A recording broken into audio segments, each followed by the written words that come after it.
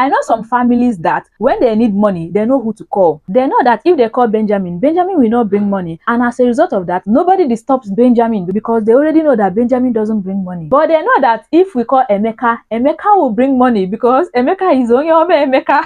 And because of that, everybody now calls Emeka every time they are calling Emeka because Emeka is the one that always brings money. It's just like this illustration I saw somewhere whereby there are crabs in a bucket, and then when one crab tries to climb out, the other crabs will pull it down. And because the other crabs are not allowing any of the crabs to climb up and climb out of the bucket, all of them remained at the same level. So you can't continue being a savior, whereas you know that you yourself you need a savior. They will sugarcoat everything and try to brainwash you and make you want to invest your money. That was actually what happened to me, and they got to me.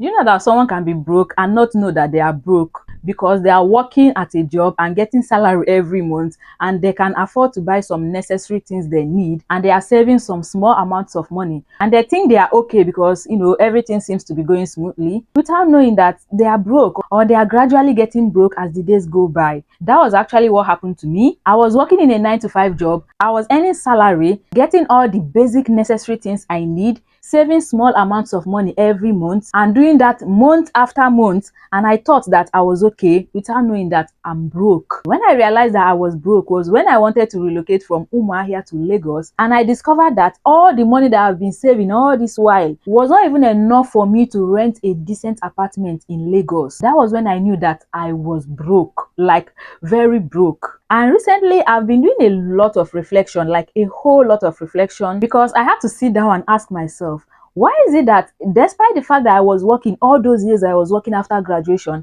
I was still broke, and up till now, there is nothing to show for it? And that's when I realized that I actually had some bad money habits that I didn't know I had, or maybe I knew I had them, but I didn't really know that these habits were bad money habits. And if I continued with these habits, I'll just remain broke. I'll continue being broke for a long time. So today, I'm going to be sharing with us those bad money habits that I had.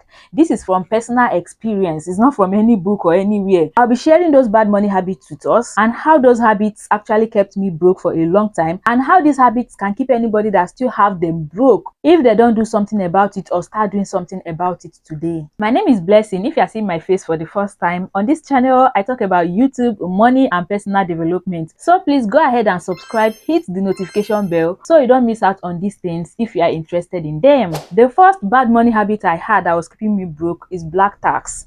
I know this may not really be a bad habit for some people. Like, some people may not really see it as a bad habit, because if you're in Africa, you know that black tax is actually seen as a responsibility. If you don't know what black tax means, it simply means that if you are the firstborn child or the first person to start earning money aside your parents in the house, you are expected to also carry some financial responsibilities at home. Meaning that if any of your siblings need school fees, you are expected to contribute. If your parents need some financial help, you are expected to, send them money. And if there's something that requires money to be done at home, you are expected to bring in your own contribution. So in my own case now, I was taking this black tax very seriously. I would send money home every month, and it became a monthly responsibility, a monthly obligation. And please don't get me wrong, I'm not saying you shouldn't help out at home. No, we should help out at home, but we should also learn how to balance it out. If you don't balance it out, it's gonna drain you and it will leave you being broke. And one thing with black tax and taking it very seriously is that if you keep taking it very seriously,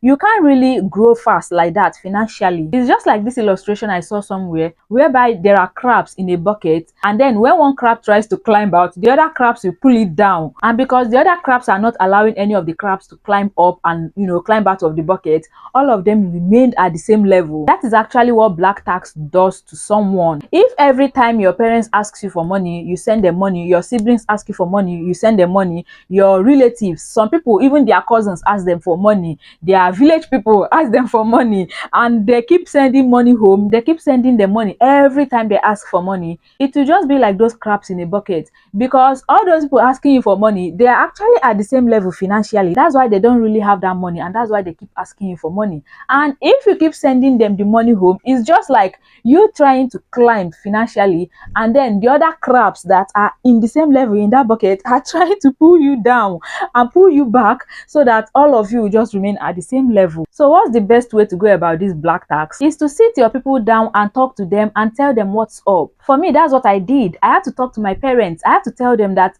I need to move my life forward financially, and if I'm able to achieve this, it will be to the benefit of all of us. So I told them that going forward, don't expect me to send you money every month, because I have to put some things in place for myself. And thank God my parents are very understanding. They are very reasonable. I love them so much. They said, okay, no problem, go ahead, we support you, we encourage you in whatever you are doing, do it. And that was how I was able to take care of that. But if your parents are not like mine and they don't want to hear you out, they don't want to understand what you have to say, then you have to start taking some drastic actions to make them see that you are serious with what you are saying. So when they call you for money, tell them that you don't have, in a respectful way. As far as there is no medical emergencies and there is nobody that is really sick and wants to die, then you shouldn't stress yourself sending money home. By the time you tell them you don't have once, twice, 3 times, next time they won't call you. Honestly, I know what I'm saying. I know some families that when they need money, they know who to call. They know that if they call Benjamin, Benjamin will not bring money. And as a result of that, nobody disturbs Benjamin, because they already know that Benjamin doesn't bring money. But they know that if we call Emeka, Emeka will bring money, because Emeka is Onyome Emeka. Do you understand? And because of that, everybody now calls Emeka every time they are calling Emeka, because Emeka is the one that always brings money. And Benjamin, nobody is disturbing Benjamin, because Benjamin is chasing his dreams and taking care of his finances, and nobody is disturbing him. So it's because you are always bringing the money and you are not having some honest conversations with them. That's why they keep calling you. So if you tell them and they don't want to reason with you, when they ask for the money, don't send them the money, because if you keep sending the money every time they call, everybody will still remain at the same level. And another thing is that them pulling you down to be at the same level as them, they are not doing it intentionally. They are not even aware that they are doing that. But you now that is always sending the money, you are enlightened, you are exposed, you are educated, you know that if you keep doing this, this is what it will result to. So you have to start making some difficult decisions and start taking some drastic action. If not, your finances will not move forward. And let me also tell us something. You see all those village people, all those your cousins, all those people that are asking you to send them money, if you stop sending them money, they will still be okay. Everybody will be okay. They will sort themselves out. That's the simple truth. So you can't continue being a savior, whereas you know that you yourself, you need a savior. The second bad habit I had that was keeping me broke was that I was investing my money in get rich quick scheme. You know those schemes that your friends will come and tell you that if you invest this amount of money in 1 month or in 6 months or in 1 year, you get double the amount, or you get this amount of interest and all that. And then you carry your money and invest, and the next thing you hear is that the system has crashed and your money is gone and there is nobody to hold accountable for it. I was doing a lot of those things, and I also lost a lot of money through that. And then there's this one they call networking marketing. Those types that you will register and they'll tell you to bring 2 people or 3 people or 5 people. I also invested my money in some of those things, and the money just went like that. Till today, I didn't get my money back. Talk more of getting all those things that they promise you will get. You know those networking businesses, they know how to come and they will sugarcoat everything and try to brainwash you and make you want to invest your money. That was actually what happened to me, and they got to me, some of them actually. And I invested my money, and at the end of the day, nobody to hold accountable for it. Money gone. All the things they promised, I didn't get anyone. And you know, now that I'm even remembering all these things, like, it's funny to me because some people still come to me and try to, you know, encourage me to join some networking businesses. I even had one recently that I even attended the seminar, and the funny thing is that I didn't even know that it was networking business until I attended the Zoom meeting and they started talking all they talked and everything. At the end of the day, they said, okay, so this is how the business operates. You have to, you know, register with this amount of money. There is gold, there is bronze, there is diamond, there is this one. You register, and then when you bring 2 people, your level will climb. When those 2 people bring another 2 people, your level will climb again, and all that and all that.